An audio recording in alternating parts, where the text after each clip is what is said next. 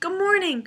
We've got another great lesson today from the Bible. Here's my Bible, and the Bible, well, it's a book, but it's much more than a book. It's God's history about he made us, and about how he loves us, and about what he does for us. And our story today comes from the Old Testament. The Bible has two parts. The Old Testament, which is, well, pretty much all of this, and the New Testament, which is this. And the Old Testament tells the history of how God created the world and everything he did until Jesus was born.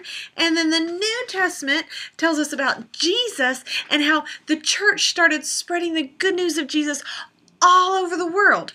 And our story today comes from the Old Testament, out of a section called Judges. And Judges is when the Israelites, who are God's people, had gone into Canaan, the land God had promised them, and God gave them that land because God does what he says.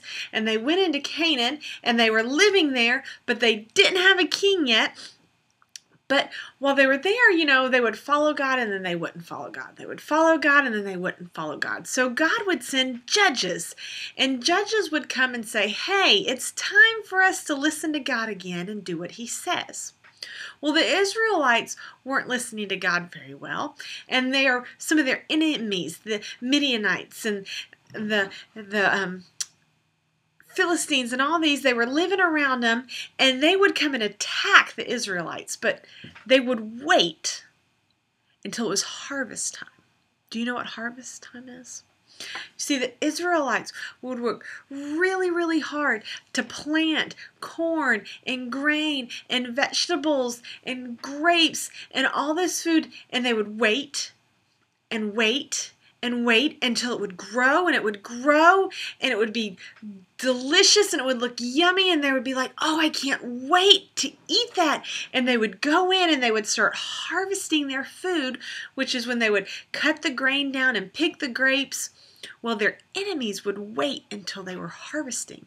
So they would let the Israelites grow all the food, and then they would let the Israelites pick most of the food, and then they would come in and attack the Israelites. And they would take things out of their homes, and they would take all their food too. So the Israelites had worked all this time to grow all this food, and their enemies would come in and just take it all. Well, there is a man named Gideon, and he was a farmer, and he went out and he harvested part of his field, and he took it to the wine press, which was inside, and he started making the grain into flour inside so that nobody would know that that's what he was doing, because he didn't want his enemies to come and take his food. So he was hiding to keep his food for his family, and while he was doing that, an angel of God came to Gideon and said, Gideon, you're going to lead God's people in a battle against your enemies. And Gideon says, wait a minute. I'm from a really small family, and we don't have much, and I'm kind of the smallest in my family, and I'm not that important, not me. And the angel says, no, look, God has called you.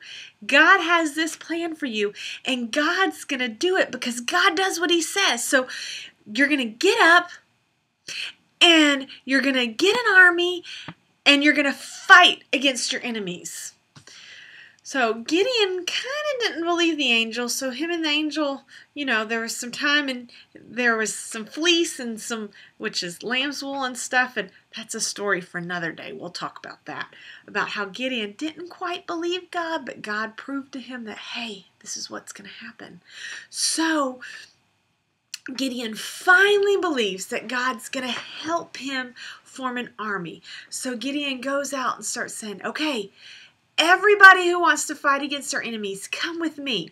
So he had hundreds and thousands of men come and say, yes, this is what we're going to do. And God said, hold up.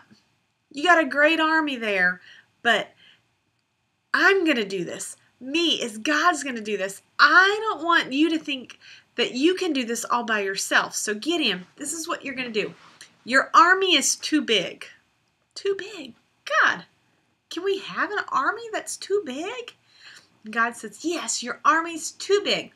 So take your men down to the river, and the ones that scoop up the water and drink like this, those are going to be in my army, okay? But the ones that just lean down like a dog and go, no, I don't want those in my army. And Gideon was like, all right.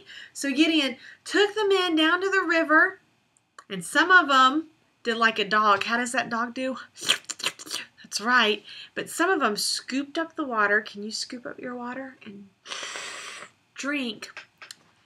And so Gideon said, all right, if you lapped out of the river like a dog or you're scared, go home. So the men went home. So Gideon started counting how many men he had left. 1, 2, 3, 4. And he counted a bunch more. Then he went 297, 298, 299, 300. Wait, where's the rest? Just 300? God, you gave me an army with just 300 men? We're supposed to go fight thousands and thousands and thousands of men, and you give me an army of 300 men? And God says, remember to trust me, because I'm going to do what I say I will do.